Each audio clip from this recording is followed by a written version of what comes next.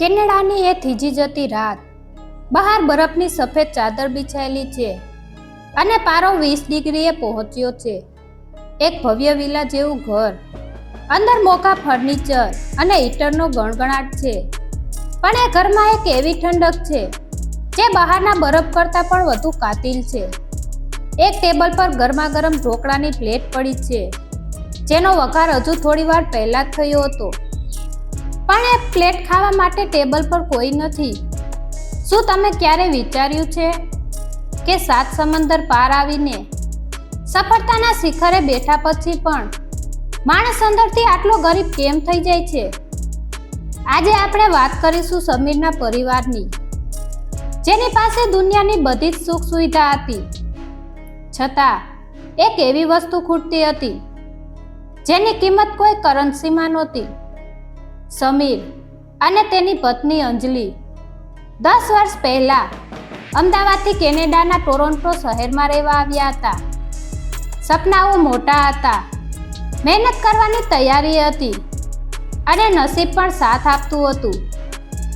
આજે સમીર એક મોટી આઈટી કંપનીમાં ઉચ્ચ હોદ્દા પર હતો અને અંજલિ પણ સારી જોબ કરતી હતી. તેમનો 8 વર્ષનો દીકરો ધૈર્ય, જેનું ભવિષ્ય ઉજ્જવળ દેખાતું હતું. બહારથી જોતા આ એક પરફેક્ટ કેનેડિયન ડ્રીમ જેવું જીવન હતું, પણ આ ઝાકમઝાળની પાછળ એક કડવું સત્ય છુપાયેલું હતું. અમદાવાદમાં રહેતા સમીરના વૃદ્ધ માતા પિતા, જેમને તેણે 6 મહિના પહેલા વિઝિટર વિઝા પર કેનેડા બોલાવ્યા હતા, તે આજે આ ઘરમાં એક અજાણ્યા મહેમાનની જેમ રહેતા હતા. સમીર અને અંજલિની દુનિયા સવારે 8 વાગ્યાથી સાંજે 6 વાગ્યા સુધી લેપટોપ અને મીટિંગ્સમાં જ પૂરી થઈ જતી. તે શનિવારે સાંજ હતી. બહાર બરફનું તોફાન ફૂંકાઈ રહ્યું હતું. ઘરમાં હીટર ફૂલ સ્પીડ પર ચાલુ હતું, છતાં એક ખાલીપો અનુભવાતો હતો. સમીરના પપ્પા, જેમને ડાયાબિટીસની થોડી તકલીફ હતી, તેઓ લિવિંગ રૂમમાં બેસીને બારી બહાર ઉડતા બરફને જોઈ રહ્યા હતા. તેમના હાથમાં એક જૂનું પુસ્તક હતું, પણ તેમનું ધ્યાન પુસ્તકમાં નહોતું. તેમની નજર તો એ બારણા પર હતી, જ્યાંથી સમીર હમણાં જ ફોન પર કોઈની સાથે ગુસ્સામાં વાત કરતો અંદર આવ્યો હતો. પપ્પા, તમે કેમ લાઈટ ચાલુ રાખી છે? અહીં કેટલી વીજળી વપરાય છે તમને ખબર છે? સમીરનો અવાજ થોડો કઠોર હતો. પપ્પાએ ધીમેથી માથું ઊંચું કર્યું અને બોલ્યા, બેટા, અંધારું હતું એટલે થયું કે થોડું અંજવાળું કરીએ તો કદાચ ઘર જેવું લાગે. સમીરે એક નિસાસો નાખ્યો અને કહ્યું, પપ્પા, તમે સમજતા કેમ નથી? અહીં લાઇટનું બિલ બહુ મોટું આવે છે અને આ ઢોકળા બનાવવાનું બંધ કરો ને. આખા ઘરમાં વઘારની વાસ ફેલાઈ જાય છે. મારા ક્લાયન્ટ્સને આવે તો તેમને કેવું લાગે? આ શબ્દો સાંભળીને અંજલિ રસોડામાંથી બહાર આવી. તેણે પણ કંઈ બોલવાને બદલે માત્ર એટલું જ કહ્યું, મમ્મી, તમે ધૈર્યને શા માટે વાર્તાઓ કહો છો? તેને સ્કૂલનું હોમવર્ક કરવા દો. અત્યારે અહીં સ્પર્ધાનો જમાનો છે. વાર્તાઓથી પેટ નથી ભરાતું. સમીરના મમ્મીએ કંઈ જ જવાબ ન આપ્યો. તેઓ માત્ર ચૂપચાપ રસોડામાં ગયા અને ગેસ બંધ કર્યો. તે દિવસે રાત્રે ઘરના ડાઇનિંગ ટેબલ પર 4 જણ બેઠા હતા, પણ વચ્ચે એક એવી દિવાલ હતી જે પથ્થરની નહીં, પણ અહંકાર અને કામના ભારની હતી. ધૈર્ય કંઈક બોલવા જતો હતો, પણ સમીરના ફોનની રિંગ વાગી અને તેણે ફરીવાર કોઈ ઈમેલનો જવાબ આપવામાં સમય બગાડ્યો. પપ્પાએ ધૈર્યના માથા પર હાથ મૂક્યો અને ધીમેથી કહ્યું, બેટા, અમે કદાચ અહીંના વાતાવરણમાં ફિટ નથી થઈ શકતા. આ બરફ જેટલો ઠંડો છે એટલા જ લોકો પણ બની રહ્યા છે. સમીરે ચીડાઈને કહ્યું, તો તમારે પાછા જવું છે? જઈ શકો છો, હું ટિકિટ કરાવી આપીશ.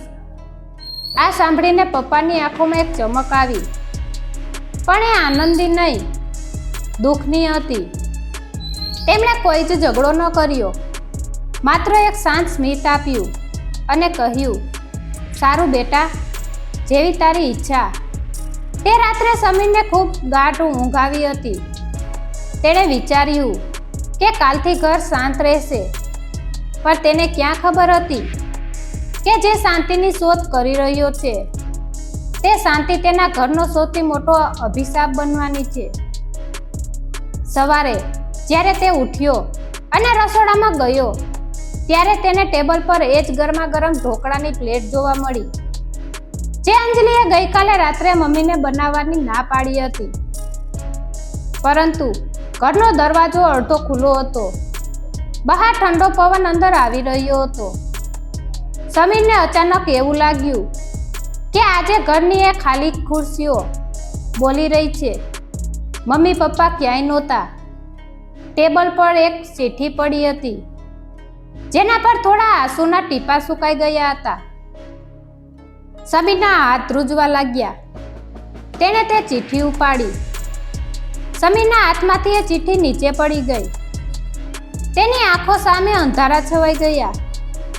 ચિઠ્ઠીમાં બહુ ટૂંકું લખ્યું હતું, બેટા, તે કીધું કે તને વઘારની વાસ ગમે છે, પણ તારા ક્લાયન્ટને નહીં. અમે તારા જીવનમાં ક્યારેય અવરોધ બનવા માંગતા નથી. અમે પાછા અમદાવાદ જઈ રહ્યા છીએ. હવે તારે કોઈની પરવાનગી લેવાની જરૂર નથી. તારું ઘર હવે તારા કામ અને ક્લાયન્ટ માટે સાવ આઝાદ છે. આ શબ્દો સમીરના કાનમાં કોઈ હથોડાની જેમ વાગ્યા. તેને યાદ આવ્યું કે ગઈકાલે રાત્રે જ્યારે પપ્પાએ પાછા જવાની વાત કરી હતી ત્યારે તેણે કેટલા અહંકારથી કહ્યું હતું કે જઈ શકો છો. તેને ત્યારે એવું લાગ્યું હતું કે તે પોતાની આઝાદી પાછી મેળવી રહ્યો છે. પણ આજે જ્યારે ઘરના દરેક ખૂણામાં મમ્મી પપ્પાની ગેરહાજરી વર્તાતી હતી ત્યારે સમજાયું તે આઝાદી નહીં પણ એકાંત ખરીદી રહ્યો હતો. અંજલિ રસોડામાં આવી અને ટેબલ પરની ચિઠ્ઠી જોઈ. તે પણ સ્તબ્ધ થઈ ગઈ. સમીર, આ લોકો ખરેખર નીકળી ગયા? અત્યારે સવારના 5 વાગ્યા છે અને બહાર તાપમાન 20 ડિગ્રીએ છે. આટલી ઠંડીમાં તેઓ ક્યાં ગયા હશે? સમીરે તરત જ પોતાનો ફોન ઉપાડ્યો અને પપ્પાને ફોન કર્યો. ફોન સ્વિચ ઓફ હતો. તેણે એરપોર્ટ પર ફોન કર્યો. ત્યાં કોઈ જવાબ ન મળ્યો. તેને સમજાયું કે પપ્પાએ કદાચ પહેલેથી જ બધી વ્યવસ્થા કરી લીધી હશે. તે ઉતાવળમાં કપડાં પહેરીને બહાર દોડ્યો. કેનેડાના એ રસ્તાઓ જે રોજ તેને તેની ઓફિસ તરફ દોરી જતા હતા, આજે એ જ રસ્તાઓ તેને કોઈ અજાણી દિશામાં ખેંચી રહ્યા હતા. તેણે આખા નેબરહુડમાં તપાસ કરી. પાડોશીઓને પૂછ્યું, પણ કોઈને ખબર નહોતી. સમીરના મનમાં અત્યારે એક જ વિચાર આવતો હતો, શું મારી એક ભૂલ અને એક કડવા વેણ આટલા ભારે પડી શકે? તે ઘરે પાછો આવ્યો. આખું ઘર એટલું તો ખાલી લાગતું હતું કે જાણે હમણાં જ કોઈએ બધું જ લૂંટી લીધું હોય. ધૈર્ય, જે અત્યારે સ્કૂલ જવા માટે તૈયાર થઈ રહ્યો હતો, તેણે આવીને પૂછ્યું, પપ્પા, દાદા ક્યાં છે? તેમણે કહ્યું હતું કે આજે મને પેલી વાર્તા પૂરી કરી આપશે, જેમાં પેલો રાજા પોતાના રાજ્યને છોડીને નીકળી જાય છે. ધૈર્યના આ નિર્દોષ સવાલ સમીરના હૈયામાં સોયની જેમ ખૂચ્યો. તેણે ધૈર્યને તેડી લીધો અને રડવા લાગ્યો. અંજલિ દૂર ઊભી હતી. તેની આંખોમાં પણ આંસુ હતા. તેને પણ હવે એ પસ્તાવો થઈ રહ્યો હતો કે તેણે ક્યારેક મમ્મીને રસોડામાં કેમ રોક્યા, તેમને કેમ પ્રેમથી બે ઘડી બેસાડ્યા નહીં. આજે એ ખાલી પાયદાન જે દરવાજા પાસે પડ્યું હતું તે સાક્ષી આપતું હતું કે કોઈ ઘર છોડીને ગયું છે.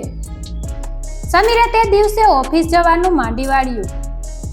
તેણે પોતાના બોસને ફોન કર્યો અને કહ્યું, સર, આજે હું નહીં આવી શકું. મારા જીવનનું સૌથી કિંમતી રોકાણ, મારો પરિવાર, ખોવાઈ ગયો છે. આખો દિવસ તે ખાલી ઘરમાં આમ તેમ આટા મારતો રહ્યો. તેને દરેક જગ્યાએ મમ્મીની એ સાડીનો ખૂણો દેખાતો હતો, જે રસોડામાં કામ કરતી વખતે ગંદો થતો, અને પપ્પાના એ ચશ્મા દેખાતા હતા, જે અખબાર વાંચતી વખતે વારંવાર નાક પરથી નીચે ઉતરી જતા. તેને સમજાયું કે તેણે જે સમય બચાવવા માટે ઓફિસમાં દોડાદોડ કરી હતી, એ જ સમય આજે તેને સૌથી મોટો ગુનેગાર સાબિત કરી રહ્યો હતો. સાંજ થતામાં એક અજાણ્યા નંબર પરથી કોલ આવ્યો. સમીરનો શ્વાસ થંભી ગયો. તેણે ફટાફટ ફોન ઉપાડ્યો. સામેથી કોઈ અજાણ્યો અવાજ આવ્યો. શું તમે સમીર છો? તમારા પિતા. તેઓ અત્યારે એરપોર્ટના લાઉન્જમાં છે. તેઓ થોડા બેભાન થઈ ગયા છે. ડોક્ટરે કહ્યું છે કે તેમને ખૂબ માનસિક આઘાત અને ઠંડી લાગી છે. સમીરના પગ નીચેથી જમીન સરકી ગઈ. જે પપ્પા હંમેશા તેને મજબૂત બનાવતા હતા, આજે તે જ પપ્પા અજાણ્યા શહેરમાં હોસ્પિટલના બિસ્તર પર પડ્યા હતા. તે ગાડી લઈને એરપોર્ટ તરફ દોડ્યો. કેનેડાનો એ બરફ, જે સફેદ અને સુંદર દેખાતો હતો, આજે એ જ બરફ સમીરને એક કઠોર સત્યનું દર્શન કરાવી રહ્યો હતો. એરપોર્ટના લાઉન્જમાં આવેલા મેડિકલ સેન્ટરના એ રૂમમાં ગંભીર શાંતિ હતી. સમીર જ્યારે અંદર દાખલ થયો ત્યારે તેના શ્વાસ ફૂલી ગયા હતા. સામેના બેડ પર પપ્પા સૂતા હતા. તેમના ચહેરા પર જે સ્મિત હંમેશા રહેતું, તે અત્યારે ક્યાંક ખોવાઈ ગયું હતું. બાજુમાં મમ્મી બેઠી હતી, જેની આંખો સતત વહી રહી હતી. સમીરને જોઈને મમ્મીએ કંઈ જ ન કહ્યું, બસ એક ઊંડો નિસાસો નાખ્યો. સમીર પપ્પાના પગ પાસે જઈને બેસી ગયો. તેણે પપ્પાનો હાથ પોતાના હાથમાં લીધો. એ હાથ જેણે સમીરને ચાલતા શીખવ્યું હતું, જેણે નાનપણમાં તેને ખંભે બેસાડીને આખી દુનિયા બતાવી હતી. આજે એ જ હાથ ઠંડો અને નિષ્પ્રાણ લાગતો હતો. સમીરથી વધુ રહી ન શકાયું. તે ધ્રુસતે રડવા લાગ્યો. પપ્પા, મને માફ કરી દો. મને ખબર જ ન પડી કે હું કઈ દોડમાં સામેલ થઈ ગયો હતો. હું આંધળો થઈ ગયો હતો પપ્પા. સમીરના ગળામાંથી શબ્દો માંડ નીકળતા હતા. થોડી વારે પપ્પાએ ધીમેથી આંખો ખોલી. તેમને બોલવામાં તકલીફ પડતી હતી, પણ તેમની આંખોમાં જે પીડા હતી તે સમીર જોઈ શકતો હતો. પપ્પાએ ધીરેથી હાથ હલાવીને કહ્યું, બેટા, તારી ભૂલ નથી. આ દેશ, આ દોડધામ ભર્યું જીવન જ એવું છે કે તે માણસને મશીન બનાવી દે છે. અમે તો તારા સારા માટે આવ્યા હતા, પણ અહીં આવીને અમને સમજાયું કે તારી પાસે અમારા માટે સમય જ નથી. સમીરની આંખોમાં પસ્તાવાના આંસુ વહી રહ્યા હતા. પપ્પા, મેં પૈસા તો કમાયા, મોટું ઘર બનાવ્યું, પણ એ ઘરમાં જે જીવંતતા હોવી જોઈએ તે મેં ગુમાવી દીધી.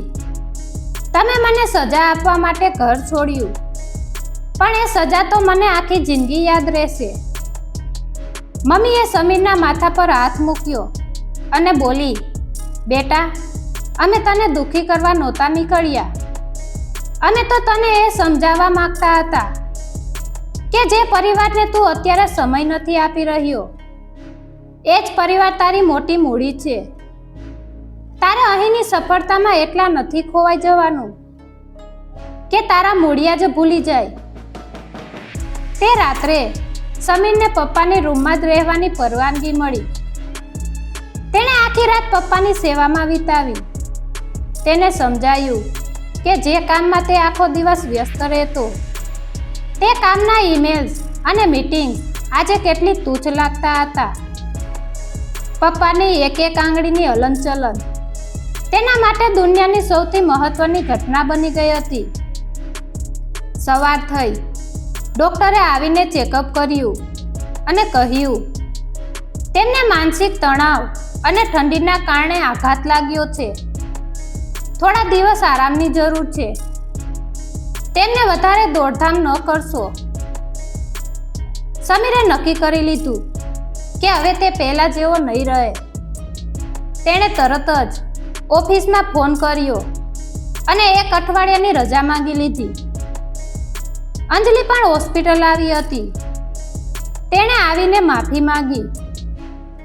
અંજલિએ પપ્પા મમ્મીને કહ્યું, મમ્મી, તમે ખોટું ન લગાડશો. અમે તમને ક્યારેય પારકા નથી સમજ્યા.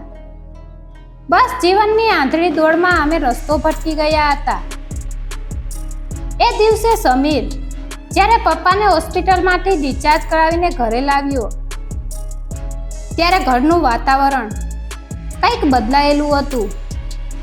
ધૈર્ય દોડીને દાદા પાસે આવ્યો. દાદાએ હસીને તેને તેડી લીધો. સમીરને એવું લાગ્યું કે આજે ઘરની દિવાલો પણ ખુશ છે. પણ સમીરના મનમાં એક વિચાર સતત ઘૂમરાતો હતો. શું આ બદલાવ કાયમી હશે? શું તે ફરીથી એ જ ભૂલો કરશે? તેણે પપ્પાની સામે જોયું. પપ્પાએ પણ સમીરના ચહેરા પરના બદલાવને પારખી લીધો હતો. તેમણે કહ્યું, સમીર, બદલાવ લાવવો સરળ છે, પણ એને ટકાવી રાખવો એ જ સાચી સફળતા છે. સમીરને હવે એ સમજાયું હતું કે પરિવારની કિંમત ત્યારે જ સમજાય છે જ્યારે તમે તેમને ગુમાવવાની તૈયારીમાં હોવ અથવા તમે તેમને ખોઈ નાખ્યા હોય. પણ હવે તેણે એ પરિવારને પાછો મેળવ્યો હતો. હવે સમય હતો તેને ફરીથી જીવંત કરવાનો. હોસ્પિટલમાંથી ઘરે આવ્યા પછીના થોડા દિવસો સમીર માટે એક નવી પાઠશાળા જેવા હતા. સમીરે પોતાના રોજિંદા જીવનમાં એક મોટો ફેરફાર કર્યો. હવે તે સવારે લેપટોપ ખોલીને કામ કરવાને બદલે પપ્પા સાથે બાલ્કનીમાં બેસીને ચા પીવાનું પસંદ કરતો. અંજલિએ પણ પોતાની ઓફિસની કામગીરીમાં ઘટાડો કર્યો હતો, જેથી ઘરના વાતાવરણમાં એક પ્રકારની હૂંફ પાછી આવી શકે. એક સવાર હતી. સમીર કિચનમાં ગયો. આજે તેણે નક્કી કર્યું હતું કે તે પોતે વઘાર કરશે. જ્યારે વઘારની સુગંધ આખા ઘરમાં પ્રસરી ત્યારે મમ્મી રસોડામાં આવી અને બોલી, બેટા, તે તો આજે એ જ સુગંધ પાછી લાવી દીધી જે તને પહેલા પસંદ નહોતી. સમીરે હસીને જવાબ આપ્યો, મમ્મી, એ સુગંધ નથી, એ તો પ્રેમ છે. અને જે પ્રેમને મેં ઠુકરાવ્યો હતો એને ફરી શોધવાની કોશિશ કરી રહ્યો છું. ધૈર્ય પણ ખૂબ ખુશ હતો, કારણ કે હવે તેને દાદા પાસેથી વાતો સાંભળવા મળતી હતી. સમીર જ્યારે સાંજે કામ પતાવીને ઘરે આવતો ત્યારે તે ફોન પર ઈમેલ તપાસવાને બદલે સીધો ધૈર્ય અને દાદાની વાતોમાં જોડાઈ જતો. શરૂઆતમાં સમીર માટે આ બદલાવ થોડો અઘરો હતો. ઓફિસના પ્રેશર અને ઘરેલું જવાબદારીઓ વચ્ચે સંતુલન જાળવવું પડકારજનક હતું. ઘણીવાર તેને થતું કે શું આ રીતે હું મારી કરિયરમાં પાછળ તો નહીં રહી જાઉં. પરંતુ જ્યારે તે પપ્પાના ચહેરા પરનું સંતોષભર્યું સ્મિત જોતો ત્યારે તેની બધી જ શંકાઓ દૂર થઈ જતી. એક દિવસ અંજલિએ પૂછ્યું, સમીર, તારે ફરીથી એ દોડમાં પાછા નથી જવું? સમીરે ગંભીરતાથી કહ્યું, અંજલિ, મેં કેનેડા એટલા માટે પસંદ કર્યું હતું કે હું એક સુંદર જીવન જીવી શકું. પણ અત્યાર સુધી હું માત્ર જીવન ચલાવતો હતો, જીવી નહોતો રહ્યો. સફળતા એટલે માત્ર પૈસા કમાવા નથી, પણ એ પૈસાનો ઉપયોગ કરીને પરિવાર સાથે સુખીની પળો વિતાવવી છે. જો કે જીવનમાં બધું જ હંમેશા ધાર્યા મુજબ નથી હોતું. ઓફિસમાં સમીરના બોસે તેને એક મોટી પ્રોજેક્ટની જવાબદારી આપી. જેમાં અઠવાડિયાના 7 દિવસ અને રાત્રે પણ કામ કરવાનું હતું. સમીર માટે આ એક કસોટીનો સમય હતો. એક બાજુ કામ હતું જે તેને પ્રમોશન અપાવી શકે તેમ હતું, અને બીજી બાજુ એ પરિવાર હતો જેને તેણે માંડ પાછો મેળવ્યો હતો. તે રાત્રે સમીર લાંબો સમય કામ કરીને મોડો ઘરે આવ્યો. ઘરમાં બધા સૂઈ ગયા હતા. ટેબલ પર પપ્પાએ તેની રાહ જોતા અડધી રોટલી અને દાળ રાખી દીધી હતી. સમીરને એ ચિઠ્ઠી યાદ આવી જે તે દિવસે પપ્પાએ લખી હતી. તેનું હૃદય કંપી ઉઠ્યું. તે તરત જ રૂમમાં ગયો જ્યાં પપ્પા સૂતા હતા. તેણે જોયું કે પપ્પા ઊંઘમાં પણ કદાચ કંઈક ગણગણી રહ્યા હતા. સમીરે તે જ ક્ષણે નક્કી કર્યું કે તે આ પ્રોજેક્ટ માટે પોતાના પરિવારને ફરીથી જોખમમાં નહીં મૂકે. તેણે બીજા જ દિવસે ઓફિસમાં જઈને સ્પષ્ટ કહી દીધું, સર, હું આ વધારાનું કામ નહીં કરી શકું, કારણ કે મારા માટે મારા પરિવારનું સ્વાસ્થ્ય અને ખુશી કામથી વધારે મહત્વની છે. ઓફિસમાં આ વાતથી થોડો વિવાદ થયો, પણ સમીર અડંગ રહ્યો. તેણે ઘરે આવીને જ્યારે આ વાત જણાવી ત્યારે મમ્મી અને પપ્પાની આંખોમાં જે ગર્વ હતો તે દુનિયાના કોઈ પણ પ્રમોશન કે બોનસ કરતાં મોટો હતો. સમીરને સમજાયું કે પરિવાર ત્યારે જ તમારી કિંમત સમજે છે જ્યારે તમે તેમની કિંમત સમજવાની શરૂઆત કરો છો. હવે ઘરમાં અગાઉ જેવો સન્નાટો નહોતો. અઠવાડિયાના અંતે તેઓ બહાર ફરવા જતા, બરફમાં ધૈર્ય સાથે રમતા અને ગુજરાતી વાનગીઓની મજા માણતા. સમીરને લાગ્યું કે તે ખરેખર એક ધનવાન વ્યક્તિ છે. તેની પાસે હવે પૈસાની સાથે સાથે પ્રેમનો એક ખજાનો હતો જે ક્યારેય ખાલી નહોતો થવાનો. સમીરે જ્યારે કામના વધારાના બોજને નકાર્યો ત્યારે શરૂઆતમાં ઓફિસના વાતાવરણમાં થોડી અશાંતિ ફેલાઈ. કેટલાક સહકર્મીઓએ તો તેને મૂર્ખ પણ કહ્યો.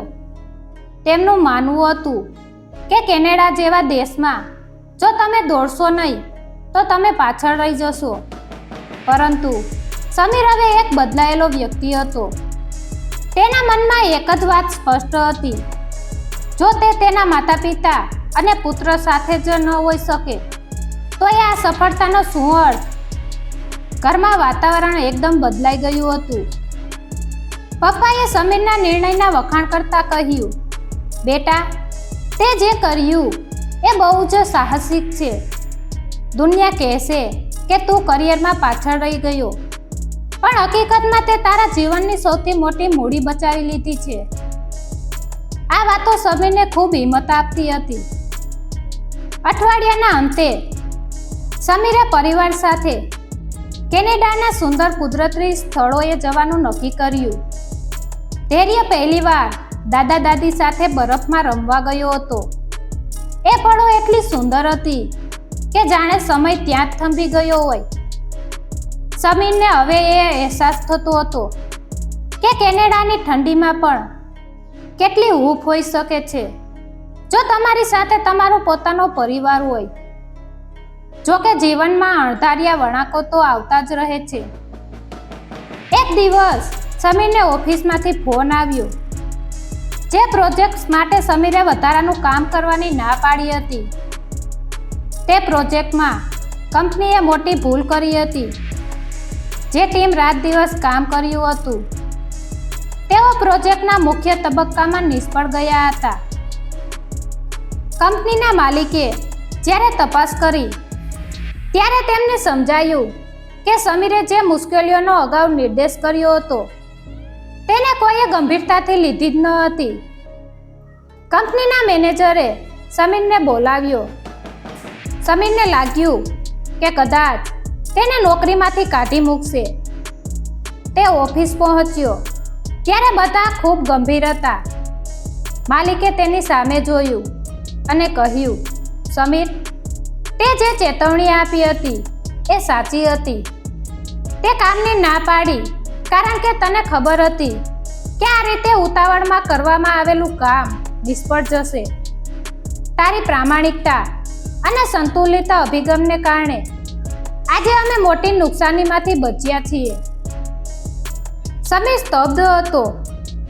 જે નિર્ણય માટે તેને મૂર્ખ ગણવામાં આવતો હતો, એ જ નિર્ણય આજે તેને સાચો સાબિત કરી રહ્યો હતો.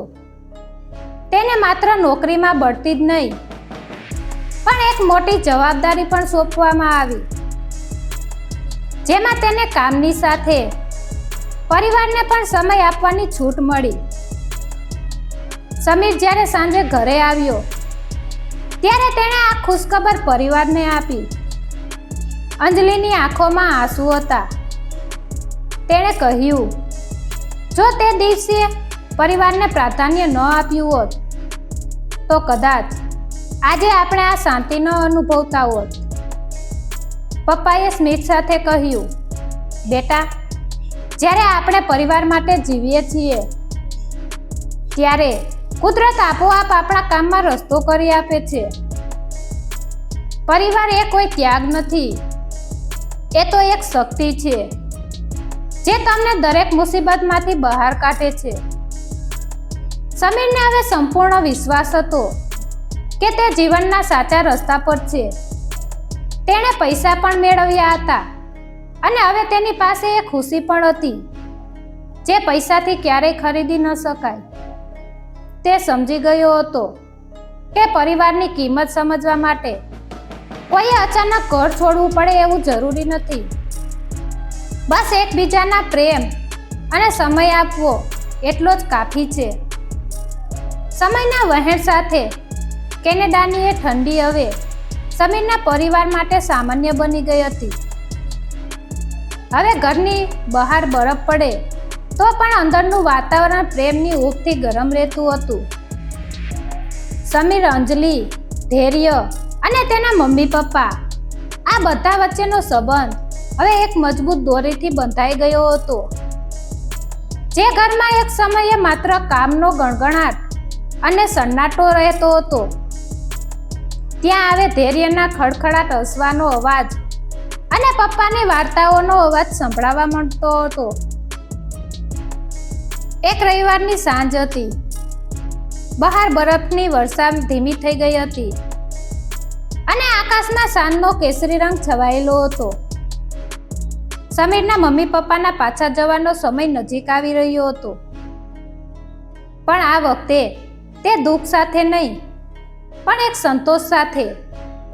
સમીરે બધાની સાથે બેસાડીને પૂછ્યું, પપ્પા, જ્યારે તમે કેનેડા આવ્યા ત્યારે તમને શું લાગતું હતું? શું તમે ક્યારેય એવું લાગ્યું કે મારો નિર્ણય ખોટો હતો? પપ્પાએ ધૈર્યને ખોળામાં લીધો અને ધીમેથી કહ્યું, બેટા, શરૂઆતમાં તો બહુ દુઃખ થતું હતું. એવું લાગતું હતું કે જે છોકરાને અમે આ દુનિયામાં મોટો કર્યો એ હવે પોતાની જ દુનિયામાં ખોવાઈ ગયો છે. પણ જ્યારે તે દિવસે રસ્તો બદલ્યો અને ફરીથી અમારી પાસે આવ્યો ત્યારે અમને સમજાયું કે અમારો દીકરો ક્યાંય ખોવાયો નહોતો. બસ જીવનની દોડમાં થોડો થાકી ગયો હતો. સમીરની આંખો ભીની થઈ ગઈ. તેણે અંજલિ અને પોતાના માતા પિતાનો હાથ પકડીને કહ્યું, તમારા બધાના પ્રેમ વગર હું કદાચ એ બધું ગુમાવી બેઠો હોત જેની કિંમત પૈસાથી થઈ શકતી નથી. આજે મને સમજાયું કે પરિવારની કિંમત કોઈ તહેવાર કે પ્રસંગ પર નથી હોતી, પણ રોજિંદા જીવનની નાની નાની પળોમાં હોય છે. તે સાંજે સમીરે એક નિર્ણય લીધો. તેણે નક્કી કર્યું કે તે દર વર્ષે અમુક મહિના ભારત જશે અને પોતાના માતા પિતા સાથે સમય વિતાવશે. તેણે ધૈર્યને પણ એ સંસ્કાર આપ્યા કે ગમે તેટલા મોટા થાઓ પણ મૂળિયાને ક્યારેય ભૂલવા નહીં.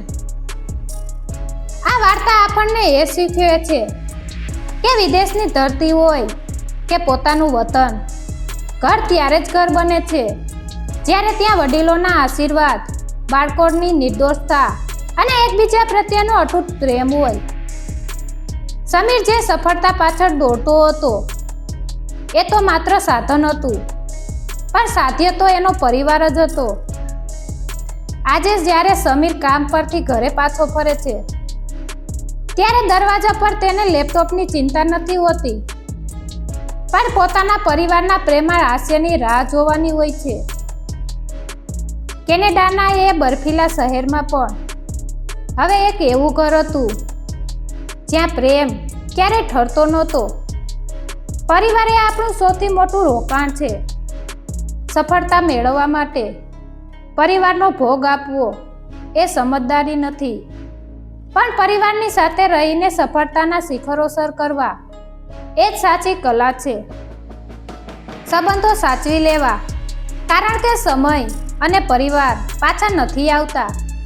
મિત્રો, આ વાર્તા તમને ગમી હોય તો વિડીયોને લાઈક અને શેર કરો. અમારી ચેનલને સબસ્ક્રાઈબ કરો. આભાર.